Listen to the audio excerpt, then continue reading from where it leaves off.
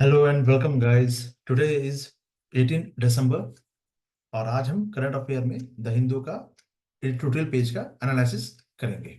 ठीक है।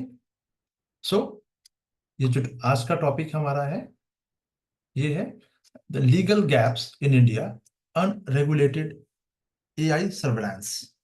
भारत में ए जो अनियमित जो एआई है निगरानी में जो कानूनी खामियां हैं उसके बारे में बात करनी है।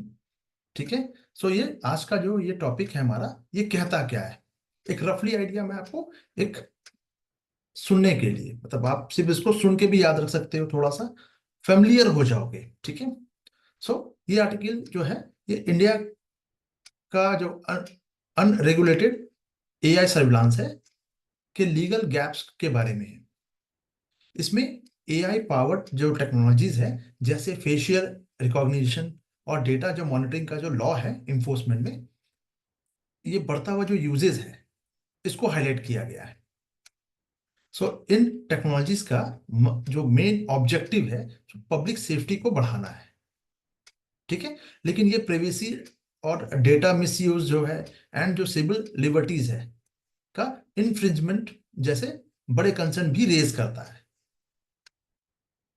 So article digital personal data protection act जो है ये आपका एक्ट,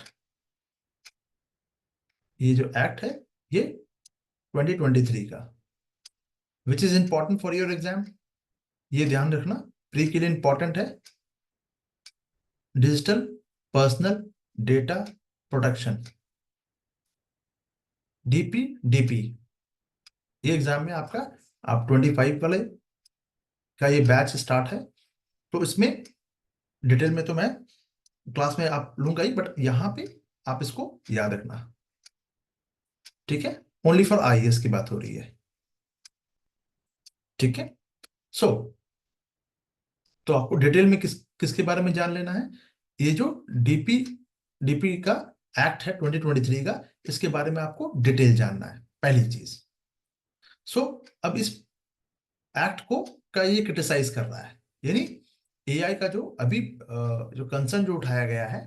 ठीक है। तो जो बोर्ड एग्जामिशन और ट्रांसपेरेंसी की कमी को के कारण भी वीक सेफ गार्ड जो है प्रोवाइड करता है। ये इंडिया की सिचुएशन को यूरोपीय यूनियन के स्टिकर जो एआई रेगुलेशन है उसके साथ भी कंपेयर कर रहा है, अच्छी बात है। एंड इस आर्टिकल में, ये जो आर्टिकल है हमारा, इस आर्टिकल में ये भी बताया गया है, ऑथर ने बताया है, वो थोड़ा सा जोर दिया है कि एक स्ट्रॉन्ग लीगल फ्रेमवर्क होना चाहिए, यानी कि हमारे देश में अभी एक स्ट्रॉन्ग लीगल फ्रेमवर्क फ्रेमवर्क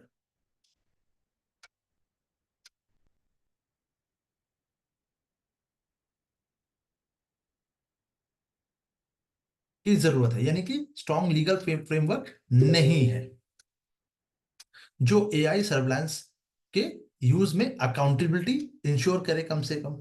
ठीक है।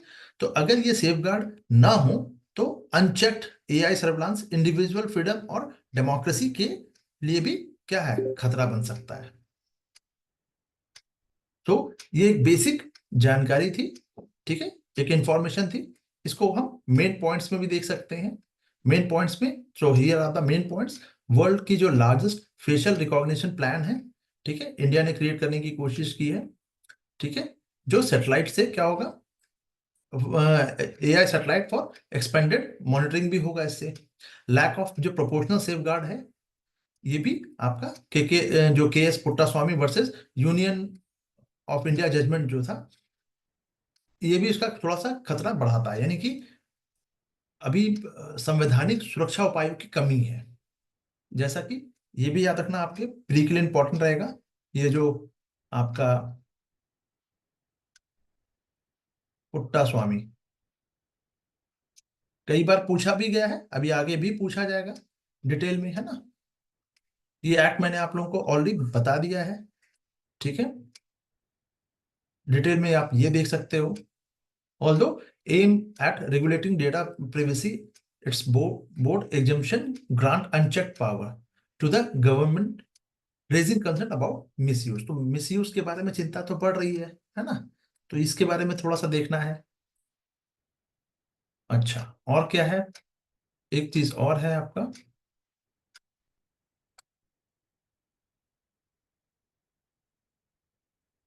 चलो,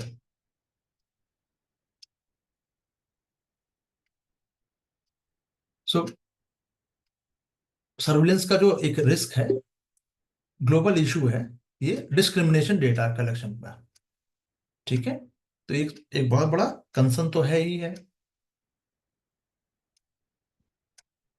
ये देखो, ग्लोबल इशू जो है, लाइक यूएस का जो सैंक्शन है, section 702 of the foreign intelligence surveillance जो एक्ट है, ये भी ओवर रीच कर रहा है।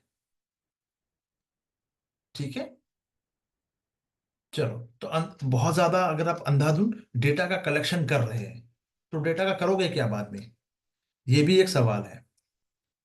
ईयू का जो एक ईयू रिस्क बेस्ड अप्रोच है, ठीक है, तो ये कैटेगरी है AI activity based on risk to civil liberties, unlike India which has implemented surveillance without public guidelines और risk assessment। तो भारत में, इंडिया में निगरानी बिना जो सार्वजनिक जो दिशा निर्देश या जोखिम आकलन के लागू की गई है। जबकि जरूरत किस बात की है, अब जैसे जैसे इंडिया का जो साइज है वो बढ़ रहा है, इंक्रीज कर रहा है, ठीक है, इकोनॉमिक पर्सपेक्टिव से बात करें तो वैसे वैसे चैलेंजेस भी बढ़ेंगे, है ना। जुडिशियल ओवरसाइट मिसिंग जो है, ये भी हमें देखने को मिल रहा है कि इंडिया का जो फ्रेमवर्क है, lack independence judicial oversight for AI application, increasing risk of data misuse and civil liberties violation. तो भारत के ढांचे में अगर एआई को अगर हम यूज कर रहे हैं, ठीक है, उसके एप्लीकेंट को, तो स्वतंत्र रूप से एक जो इंडिपेंडेंट जुडिशियल जो ओवरसाइट है, वो हमें इसकी कमी देखने को मिल रही है। और इसकी कमी से क्या हो गया, जब एक इंडिपेंडेंट चीजें अगर नहीं है, जुडिशियल ओवरसाइट नहीं है, तो उसका मिसयूज भी बढ़ सकता है, जो लिबर्टीज है उसका वायलेशन हो सकता है। ट्रांसपेरेंसी एंड कंसेंट इशू भी है इसमें। So current practices do not ensure clear consent mechanism.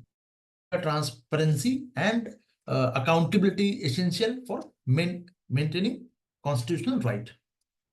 तो वर्तमान जो प्रथाएं हैं, स्पष्ट रूप से स्पष्ट सहमति के साथ तंत्र डेटा पारदर्शिता और जवाबदेही सुनिश्चित नहीं करती है। ठीक है, तो जो संवैधानिक अधिकारों के लिए आवश्यक है। सो ये पॉइंट अगर आप इसको प्री के लिए कहाँ इंपॉर्टेंट है, मेंस के लिए क्या इंपॉर्टेंट है, ये मैंने आपको बताया। ठीक है, अब इसके रिलेटेड कुछ क्वेश्चंस जो है, एक क्वेश्चन है इसका, इसको पॉज करके आप वीडियो में देख लेना और कमेंट सेक्शन में जाके इसका आंसर भी करना, आंसर भी आपको पोस्ट मिल जाएगा। Okay guys, bye for now.